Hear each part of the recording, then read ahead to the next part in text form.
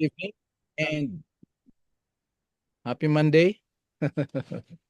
This is an emergency appointment. I thought we have another speaker, but it's hard to say no when the Lord calls us, and it's very hard to say no because we know that it is always the Holy Spirit that is using us. And having this part two from 3 o'clock, I have to prepare anyway. So thank you, Sister Eda, and praise God for this time.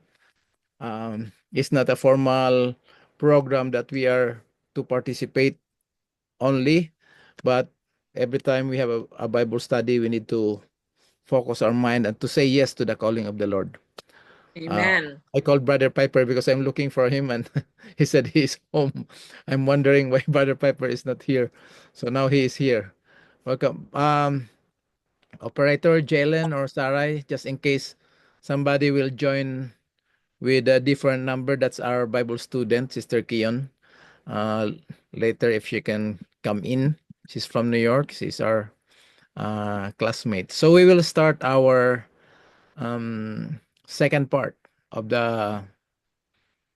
I don't know if I'm already accepted here. All right. Second part of our compelling love. How this love as the foundation of our salvation, as the nature of God, distorted by the enemy, and that distortion is actually deception. And the problem with deception is that we will only know if we have been deceived after it happened. So before we will be deceived because we have been drinking a lot already of wine of our fornication. And then we discover it that we've been doing it. So in the name of Jesus Christ, when God calls us to come out of her, my people, God is calling his people inside Babylon. It's not other people unbaptized that will go out from Babylon, but it's his very own people that God is calling to come out of that Babylon. So let's start. Let me share. Uh, okay, this is the title of the series, but the title of this part of our study tonight is the everlasting gospel and its distortion, part 2. So we will start from the Bible itself. We will have a recap of the first biblical, historic, ancient general conference. Let's go to the book of Acts.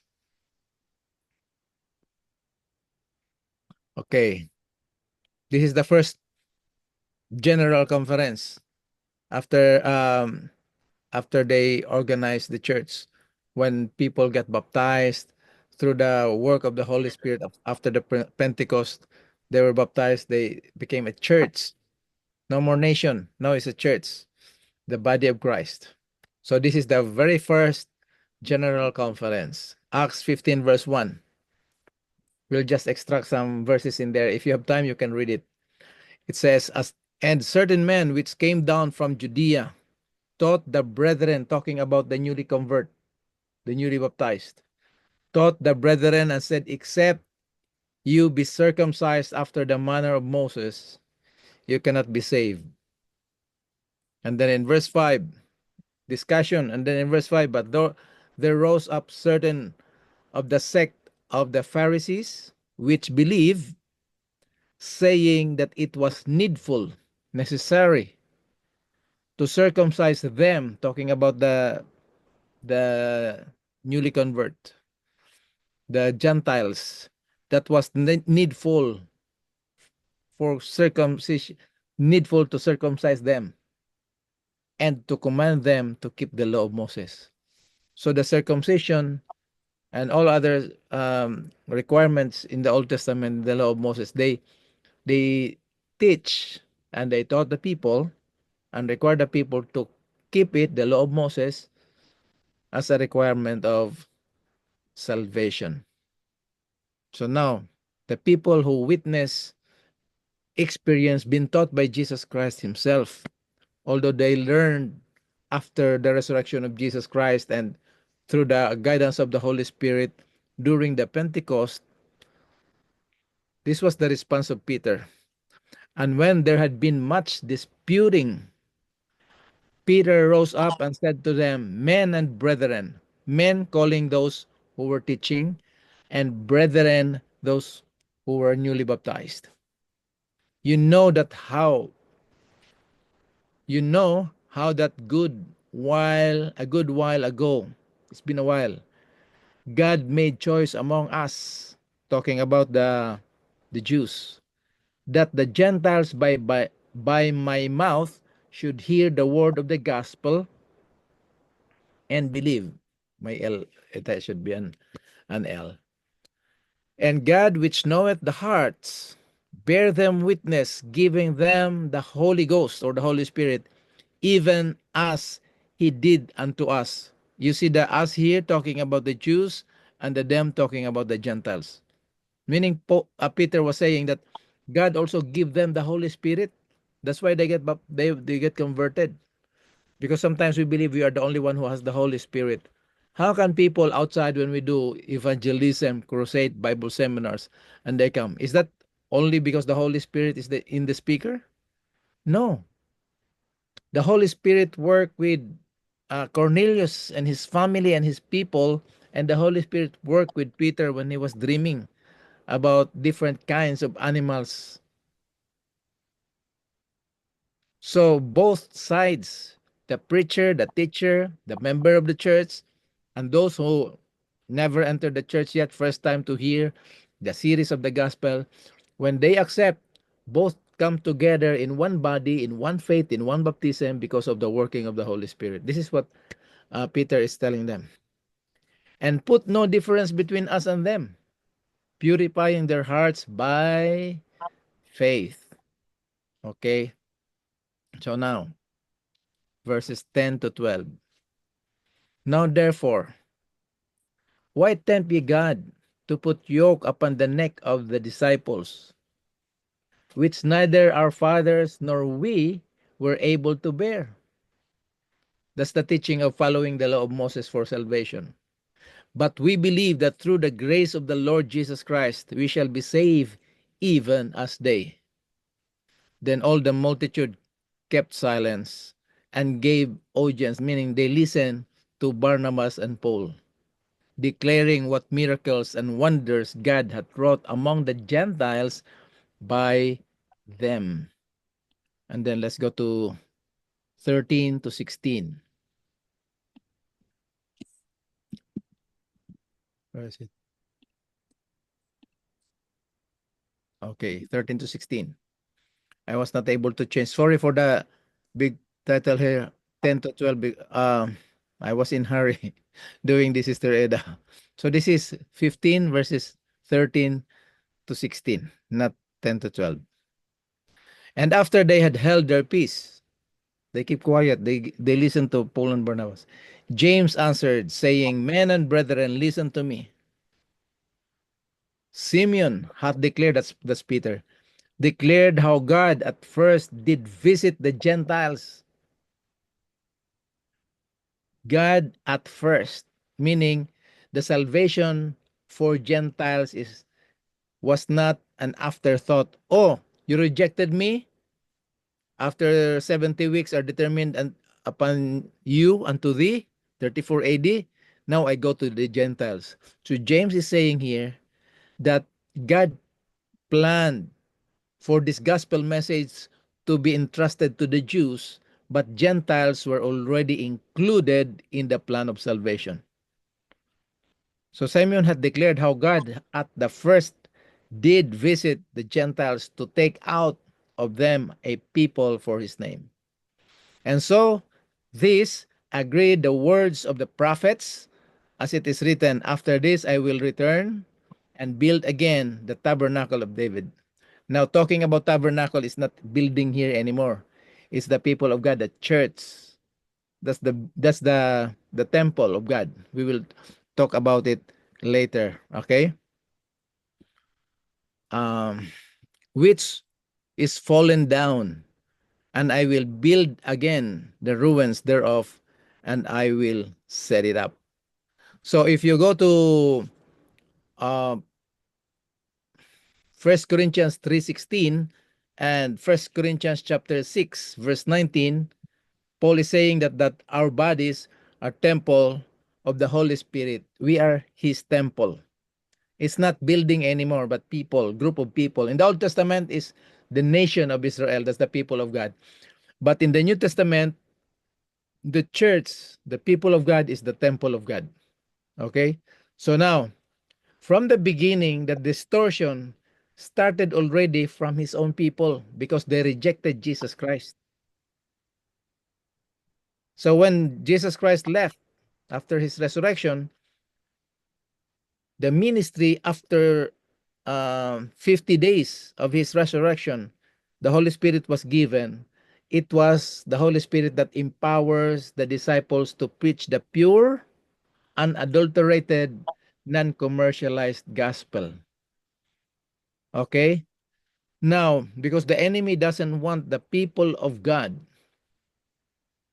that God created and redeemed at the cross, so he has to distort always the message so that when the message that we hear is distorted, so we will accept a distorted message, our experience will become distorted.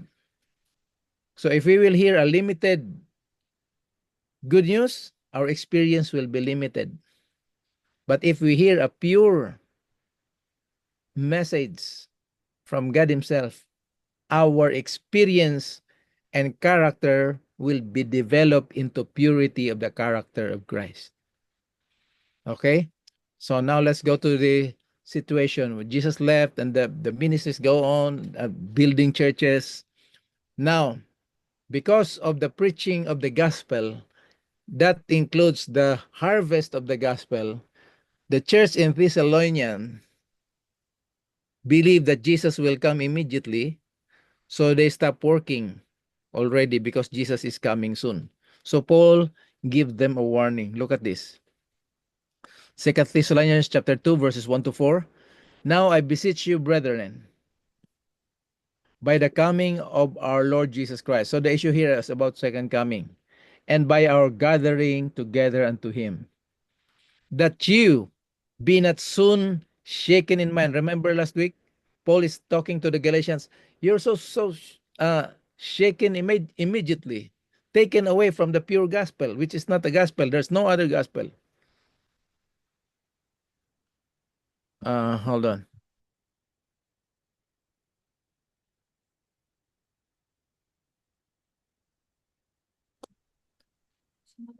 Brother, Brother Piper or Sister Eda, can you, I think Brother Piper or Jelen, can you send the link to Sister Raimi because our Sister Kian, she said, I'm sorry, I still can't get in. Okay. Walang ano walang that. Yung John 12 tapos ano yan, John colon? 12:32. Baka linagyan ng colon be. Capital J. Oh, capital na kaya lang nakita ko yung message ni Sister Remy may yung John 12:32 mayroong colon yung dalawa. Wala dapat. Diretso lang. Wala. Oo. Okay, let's continue. So, that you be not soon shaken in mind or troubled. See that?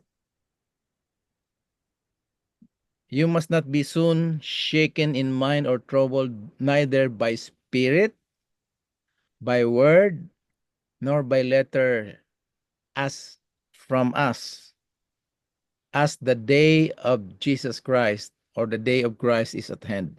So that's the warning. Don't be troubled about the coming of Jesus Christ, neither by spirit, by word, or by letter, concerning the coming of the Lord Jesus Christ. Don't be deceived, because you know what? Paul says, let no man deceive you by any means. For that day, the day about the coming of Jesus Christ, the day shall not come except there come a falling away first. The falling away here is falling away from the gospel, apostasy. They will make their own teachings and doctrines related to the gospel of Jesus Christ, but is distorted. Right? They will teach about religion, about God. But how are they going to deceive people? It says there will be falling away first, and that man of sin be revealed, the son of perdition, who opposeth and exalteth himself above God. Remember Daniel chapter 8, 11, and 12? Above all that is called God, or that is worship, so that he as God sitteth in the temple of God. So what is the temple of God? Not the building, but the church. What does it mean, seated in the temple of God? He is the one who will take over the leadership of the temple of the people of God. He will declare that he is God. He is the one. He is the God. You see that? So that's the warning that Paul gave to Thessalonians. And then let's have a little bit review of why our uh, parents, great grandparents, they have these practices, especially in the Philippines. Not much here in America, because America was already established in a Protestant mindset. Okay, so but Philippines, including South America, our mindset coming from the 10 divided kingdom, right? Coming from Rome, the little horn. So let's see why these practices are so dominant even up to now. Okay? So this man of sin, son of perdition, he will go away from the gospel. He will make his own, in Tagalog, gospel-gaspelan. It sounds like true because he make himself of God. Now, this is not personal. This is not an individual person. This is a system. We studied that last time. Okay? So he will sit in the temple of God, showing himself that he is God. So from that, they have already their own teaching. Remember that Rome, at the time of the disciples, Rome was almost everyone in Rome were converted into Christianity, including um, who is this? Changed from Saturday to Sunday. What's the name of that guy? Constantine. Constantine the Great. He prayed. He asked the Lord if he will win the war, he will submit himself. But because of the deception of sin that dwells in us, we studied that last week. His mind, although he believed that there is God, he acknowledges it, but the dominance of the flesh, because there was no more Bible at the time. The disciples died, the leadership of the church was handed over to the Gentiles. So the mentality is more on pagan. That's why, okay, no more sun worship or planet worship. Let's change it to biblical characters. So the Mama Mary and all of this, right? So this is what happened. Look at that. In AD 300, prayers for the dead. So that, because people doesn't know anymore. So they said, for comfort, let's pray for your loved ones who are dead, that they will be saved. So praying for the dead, you see the years there. Making sign of the cross. Worship the saints and angels. AD 394, Mass first instituted. 431, worship of Mary began. Priests began dressing differently than lay people. 526, extreme unction. 593, doctrine of purgatory introduced. 600, worship services conducted in Latin. That's why in the Philippines, not now, it's not yet. It's no more Latin. Some of them, they speak in their own dialect, Tagalog, Bisaya, whatever. But before, their mass is always conducted in Latin language. And then 600, the same prayers directed to Mary. So the distortion of the gospel is from inside out. It's not outside in. From beginning, from the people whom God entrusted, the Jews, they thought about the salvation by works only. And then you believe in Jesus Christ, you believe in God, so you do things. And then it went out, paganism came, joined the Christianity, thought about the same thing and different approach. Okay. This is hard, but this is history. 607, Boniface the third made the first pope, and then kissing the pope's foot. It's like taking it from the every teaching that they do taken from the Bible, but different people and different motive. Worshipping the images and relics. The use of holy water began in 850. So, canonizing the dead saints. Now you will understand why why these practices and the year. You can check that out in internet. Everything is in the internet now. Fasting on Friday and during Lent. Celibacy of the priesthood. Prayer beads. You know when you do the rosary. The Inquisition. Sale of indulgence. Transubstantiation. You know what transubstantiation is?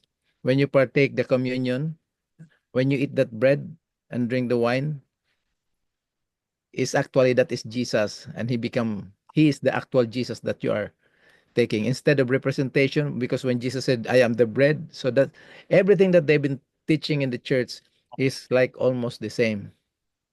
It looks like, it sounds like, it seems like that. That's what they call antichrist. The two meaning of anti is that against, and the other one is copying. This is what the devil did to the teaching of the gospel, to copy it, that people will not see the difference. Okay? Adoration of wafer, that's the host. Bible forbidden to lay people. Nobody can give Bible study. Nobody can study a Bible by their own. And you know what happened to Martin Luther, right? And then 1414, cup, the communion, forbidden to lay people during the communion. So only them will drink that cup, the priest. Doctrine of purgatory decreed. The Ave Maria approved. Jesuit order founded. Tradition granted equal authority with the Bible.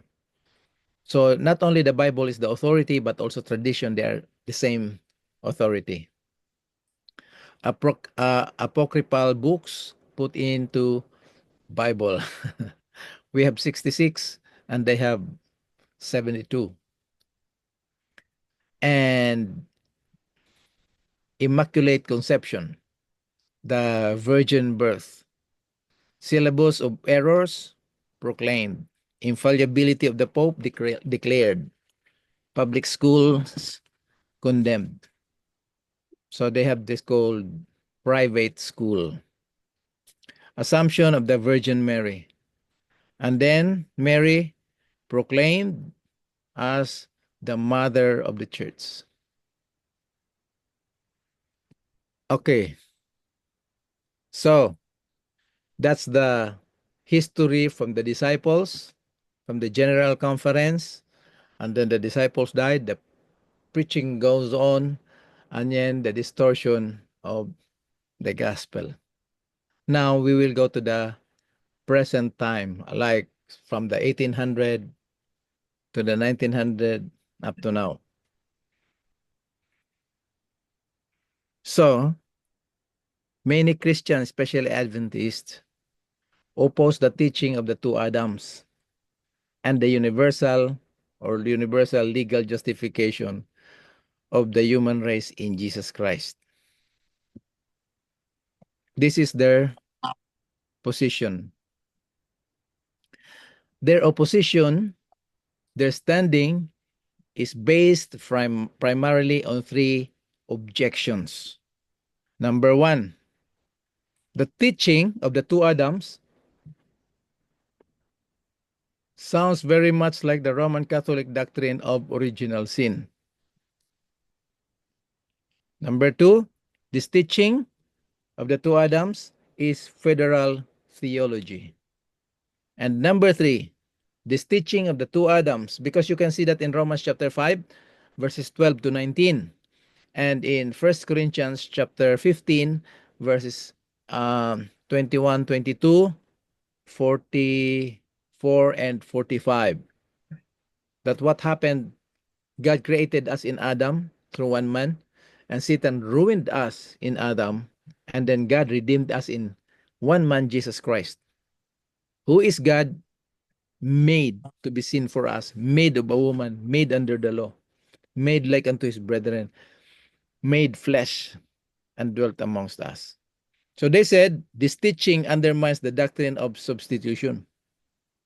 So you will see here the original sin, federal theology, and then their objection, the last one, is because of the doctrine of substitution, that the idea that Christ died for or instead of us.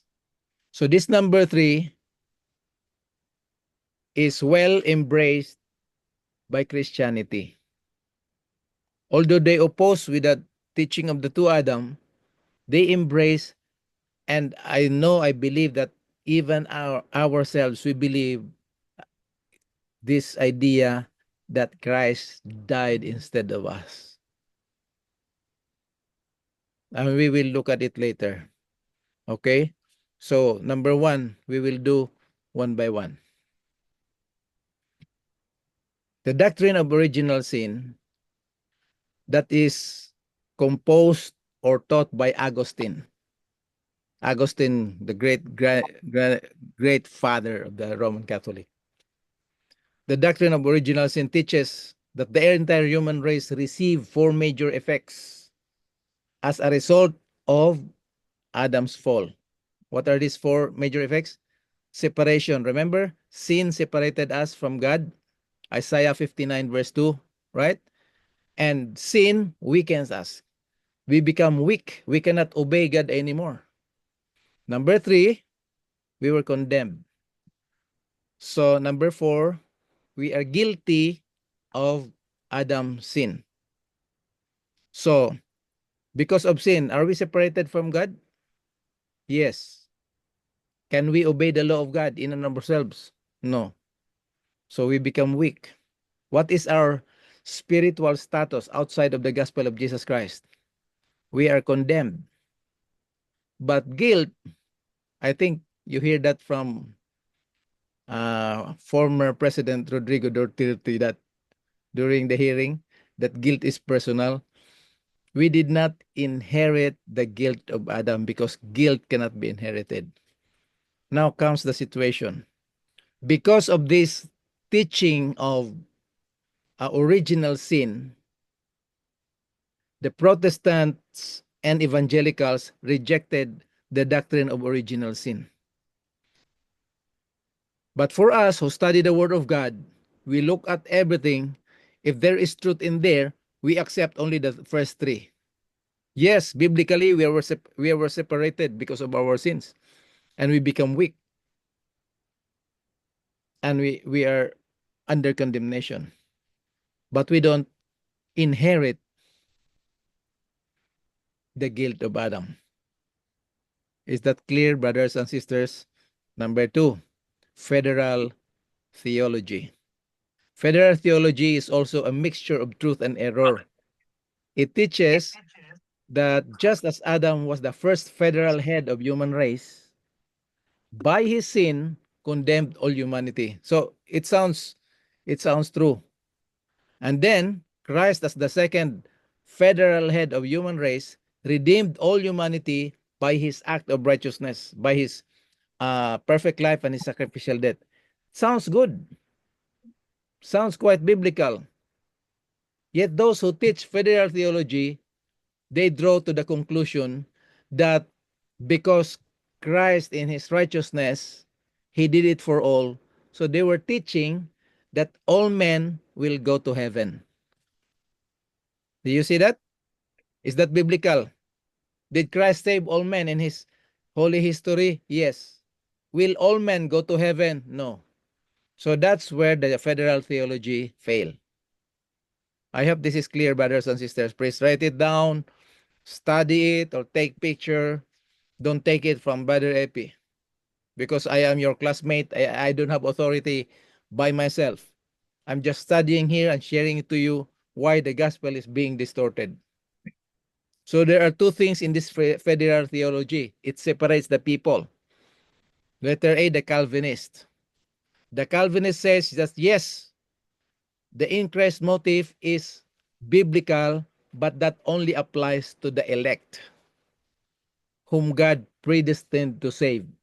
Therefore, that all men whom Christ died for is not actually universal text.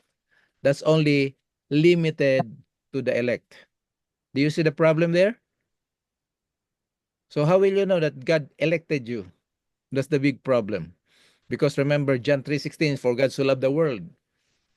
And Jesus is the savior of all men. Okay, so that's number 2. The universalists teach that all men and women will eventually be saved because Jesus Christ, this is connected to federalism, federal theology. The second Adam, the federal head of human race, redeemed all men by his life, death, and resurrection. Such views fails to take the account that the Bible clearly teaches that those who reject the gift of salvation in Jesus Christ will be condemned, eternally lost. Whosoever believe and is baptized. John 3:18 and John 3:36. So you see here, the Calvinist teaches that people just selected, some will be lost and some will be saved.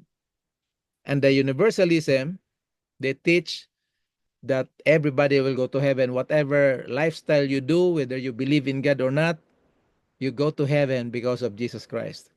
Sounds good, but both are unbiblical. You see that? Now let's go to C. Are you ready for the pure gospel? Because all those were distorted gospel. So here, remember that the kingdom of God, the throne of God, what is the foundation? What is the what do you call this? The rules, the foundation, the constitution of the kingdom of God. Psalm 89 verse 14, righteousness and justice are the foundation of your throne. Loving kindness and truth go before you. Psalm 97 verse 2, clouds and thick darkness surround him. Righteousness and justice are the foundation of his throne. So if God has a throne and the foundation, if you're sitting now in your chair, are you sitting just in the chair or your chair has legs to the floor? That legs going to the floor, that's the foundation of your chair. So you are enjoying sitting down and listening to our Bible study. All right? So God's throne, the foundation of his throne is righteousness and justice. This is the 10 commandments. Now when God created Adam, he created us all men in Adam, Acts 17:26.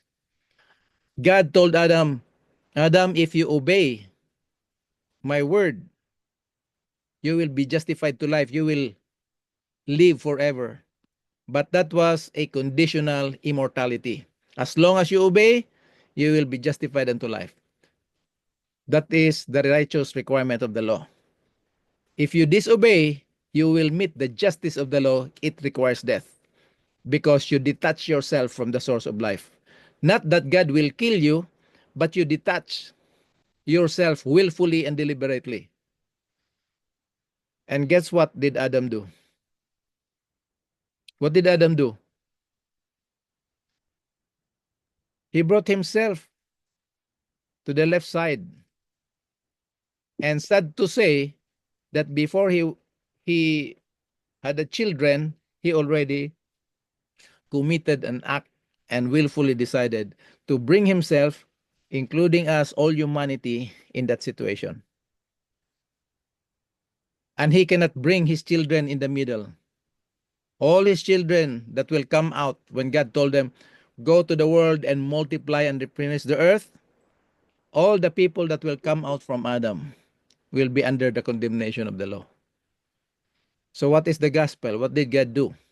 By sending his son in the likeness of sinful flesh, sending his son like unto his brethren, sending his son made him to be sin for us, and at the incarnation, that humanity that fell into sin through Adam, Christ took it at the incarnation. So at the incarnation, because Jesus is the second Adam, became the second Adam, so you and me, all the people around the world and all generations that God created in Adam, now at the birth of Jesus Christ, we were included in the birth of Jesus Christ. Now that birth of Jesus Christ did not save us. It qualified him to be our Goel, our representative. It did not save us. So that life, that birth will produce a life, a perfect life, sinless life, not even by a thought. So because Christ lived a perfect life under the guidance and the power of the Holy Spirit, he met the righteous requirements of the law. He obeyed the law perfectly. That's why Matthew chapter 5 verse 17, I did not come to destroy but to obey. It is in this sense that Christ will obey the requirements of the law, the righteousness and justice. Why justice when he did not sin? Because the humanity that he took upon himself at the incarnation is humanity that needed redeeming, a humanity that fell into sin, that is humanity that has to die. So the perfect life of Jesus Christ can forgive our sins, but it cannot take away our sins. So that humanity that he took upon himself at the incarnation has to go to the cross to condemn sin in the flesh. Romans chapter 8 verse 3. So by his death, he met the justice requirement of the law. That's how Christ fulfilled the law of God. So when Christ died, he put sin to death, he condemned sin to death. Because we were together with Christ at the incarnation, when Christ died, we died together with Christ. Christ did not die instead of us. We will see it later, okay? Now, by his perfect life and his sacrificial death, he paid the full wages of sin. And if you buy an item from the grocery and you pay in full, what will be the last thing that the cashier will give to you except from the plastic or bag? Sister The Eda. receipt. The Receipt. receipt. So what is the receipt? That Christ paid us in full. Jesus paid it all. What's the receipt? His glorious resurrection. You see that? So we can claim that in Jesus Christ we have victory through the cross by his perfect life and his glorious resurrection. So at the birth of Jesus Christ up to the resurrection of Jesus Christ, we were together with him. Now look at this. Not only at the resurrection, please go to even at his ascension. That's why we are now citizens of heaven. Philippians chapter 3 verse 20. You can check that out. Philippians 3:20. We are citizens of heaven. So check this. Ephesians chapter 2 verses 4 to 6. But God, who is rich in mercy, for his great love wherewith he loved us, even when we were dead in our sins. What did he do? He make us alive. In King James, quickened. Some people interpret the quickened that make it fast because quick. No. In the Bible, it says quick, meaning to give life, to make us alive. So at the incarnation of Jesus Christ, that is the foundation of our born again experience.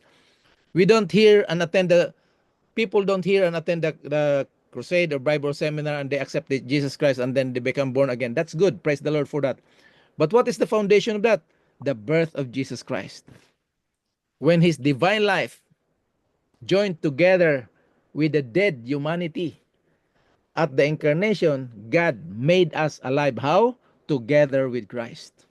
That's why by grace you are saved, because no contribution from human being.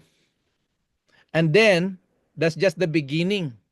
He raised us up. When he died, what happened to that? I am crucified with Christ, right? Galatians 2:20, Romans chapter 6 verse 6 and 7, that our sinful nature we're crucified with him so that we will not live in sin anymore but live a new life in Jesus Christ. Romans chapter 6 verse 6 and 7. So he raised us up together at the incarnation of at the resurrection of Jesus Christ, rather. We were resurrected together with him. And the story did not end in there. He made us sit together in heavenly places, not in ourselves, but in Jesus Christ.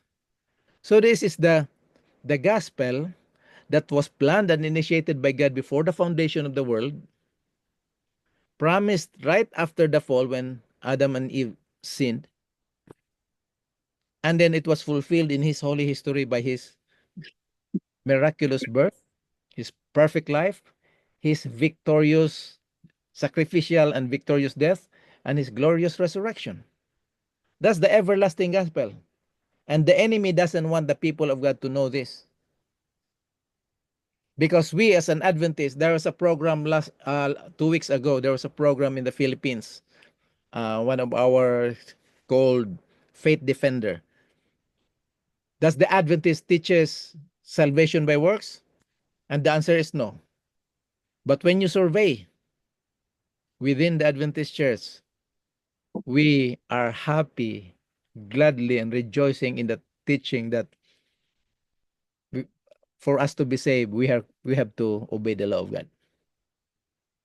Anyway, so let's see how is this pure gospel distorted because of the little horn, because of the dark ages after the French Revolution crashed down the church state system. Came out the reformers, the evangelicals, and they discovered the goodness of the Lord in a limited idea. That's where the teaching came from, that because we are saved by grace, so Christ died instead of us. So let's go to that part. How did Christ save mankind in his humanity? So this is the evangelical gospel that we embrace even up to now. That Christ in his humanity saved men and women vicariously, one person acting in the place of another. So if we will take that light, the truth, that Christ lived a perfect life instead of me, and then praise the Lord, hallelujah, Christ died instead of me. So we will get and go into that conclusion that because Christ died instead of me, so he was resurrected instead of me. And because Christ was resurrected in me, he went to heaven instead of me. Now, what is the result of that? Number one, the gospel become an ethical gospel. That's why Muslims and Roman Catholic don't take this idea because it's unbiblical. So while the Roman Catholic, they have a lot of traditions that are not biblical, they are solid in biblical principles. That sin cannot be transferred. The guilt of that sinner cannot be transferred to the innocent. You see that? Deuteronomy 24:16. The father shall not be put to death for the children, neither the children shall be put to death for the father. Every man shall be put to death for his own sin. That's why Jesus Christ did not die instead of us. God has to make him like his brethren to join to these two kinds of life, the bios and the Zoe. Bios is human life, study of biology or natural earthly life, and Zoe is the eternal life of Jesus Christ. Second Kings, taken from Deuteronomy 24:6. Ezekiel 18:20, the soul that sinneth, it shall die. The son shall not bear the iniquity of the father, neither the father the iniquity of the son. Nor the righteousness of the righteous shall be put upon him, and the wickedness of the wicked shall be put upon him. So Christ cannot die instead of us. When Christ died, we died together with him. So that when he was resurrected, we were resurrected together with him. Did you get that? But this is so popular to the Christian community. If we don't study deep, because the Lord is giving us a lot of materials, and because we have a lot of materials, we don't study anymore. What we learned from 10 years ago is the same. We go over the 10 commandments, keep the Sabbath, Revelation 14:12. Here are the patience of the saints. Revelation 12:17, that the dragon was wrath with the woman and her seed. They that keep the all of those are true. But we have to dig more deeper because there's a lot of light that was hidden under the rubbish of error, according to the servant of the Lord, Ellen White. So this is the first one that is so familiar and well accepted. But this is the pure gospel that is unadulterated, uncommercialized, um, apostolic. Christ, Peter, Paul, all the preachers in the New Testament, they have the same idea. That Christ in his humanity save us in actuality. If you have time, review the story of Ruth and read Hebrews chapter 5 to chapter 10. How Christ is being represented as close to us as our big brother. How did it happen? By his birth, we were together with him up to the resurrection, up to his ascension. Right? So that's why his name is called Emmanuel, God with us. We are together. He was made of a woman in the fullness of time. God sent forth his son, born of a woman, born under the law, to redeem us under the law together. In his activities, we were together with him. Christ was made flesh and dwelt amongst us. So there is a connection between his divine life and our sinful life. He took upon himself at the cross. Christ condemned our bios or sinful Adamic life, so that at his resurrection, his being only begotten son, that life became a shared life. So the life that I now live is no longer I. The life that you now live, Sister Eda, Brother Piper, Sister Marietta, and those people around us, it is no longer the life that we have. It is the life of Christ, but they don't know yet. That's why the gospel has to be proclaimed to them, to tell them that the life that they have now is not a borrowed life, but a given life, the life of Jesus Christ. So that's what we read before. He made us alive together with Christ, raised us up together with Christ, made us sit together in heavenly places. So, brothers and sisters, the pure gospel, apostolic and adulterated, as actually the two Adams. So you see the difference? Number one, sounds like biblical, sounds good, but it's not true. It's unethical. The second one, this is the pure, unadulterated, apostolic, solidly biblical. Now, before we conclude, here are the three things that we need to know and understand. That the two Adams revealed the fall and restoration of man. The fall is red, restoration, that is in Jesus Christ, and the green is our experience.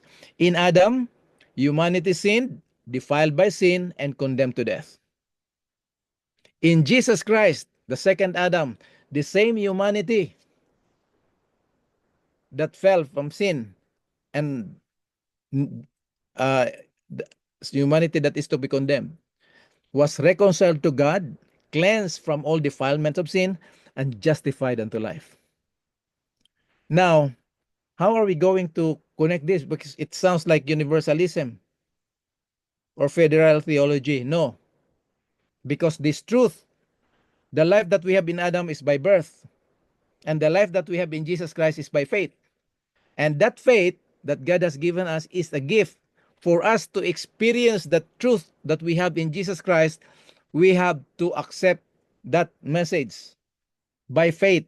Now, this faith that we have in Jesus Christ, that is not reproduced by us, by ourselves. It's still the gift of God.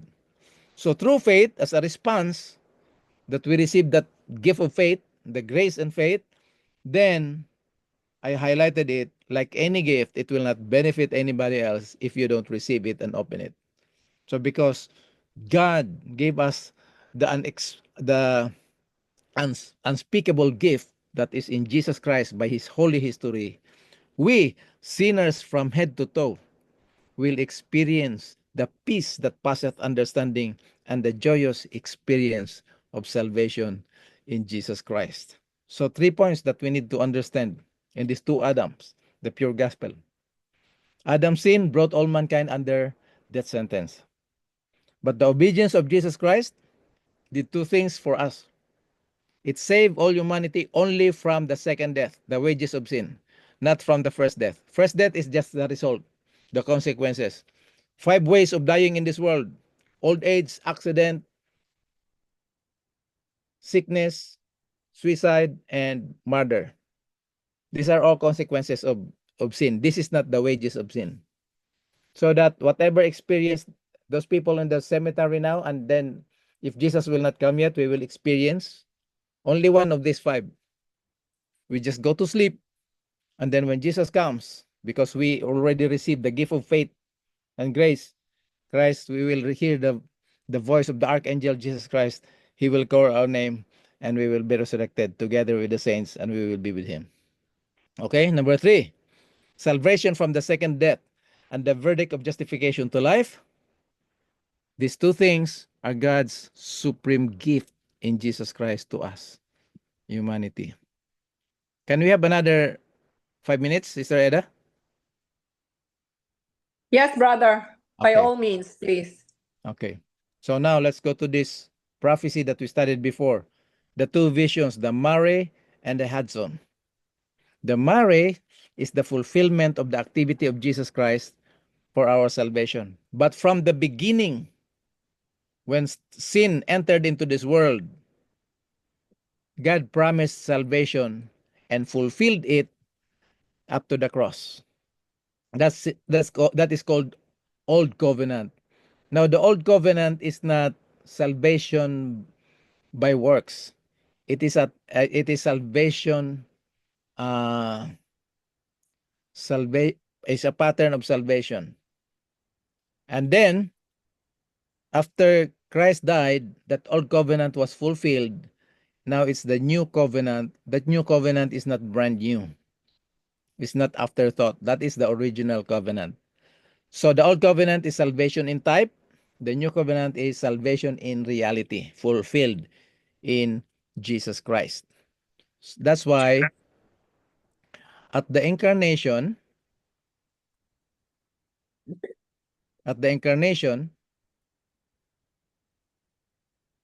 God united the divine life of Christ to our corporate humanity that needed redeeming, and it qualified Christ to be our Goel.